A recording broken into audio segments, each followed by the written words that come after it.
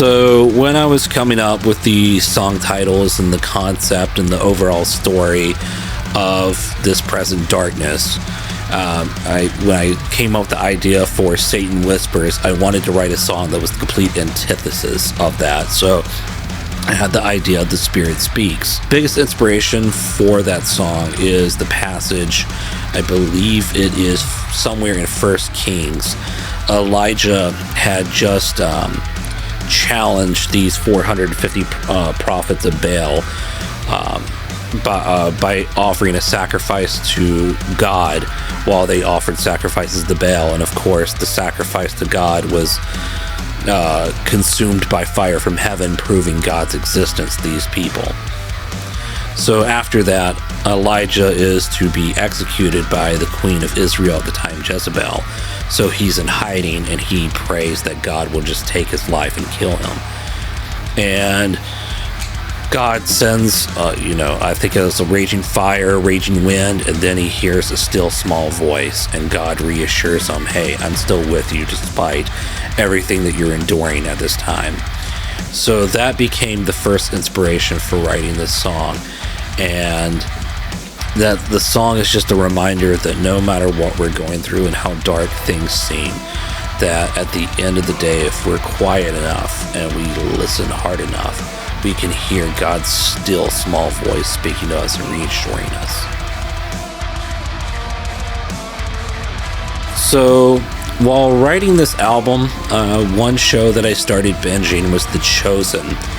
And I'm usually particularly picky when it comes to Christian media, and I can be kind of analytical and critiquing of that kind of stuff.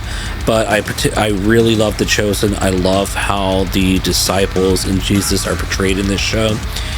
And there was a particular episode going into the background of the disciple Nathaniel, and whether something similar happened to him or not, the show kind of dramatizes it.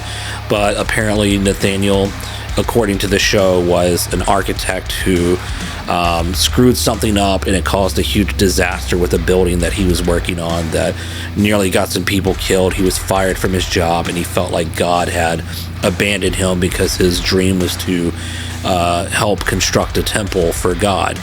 And as he's sitting under a fig tree, he burns these blueprints that he has for this temple that he wants to build. And then when he's introduced to Jesus, the first thing Jesus says is, hey, Nathaniel, I saw you under that fig tree. I know your thoughts. I know what you were going through at the time. And even though Jesus did say that to him in the Bible, we're not sure why Nathaniel was sitting under that fig tree or what he may have been going through at the time that Jesus told him that. But it reminded me that Jesus sees us whenever we're going through things.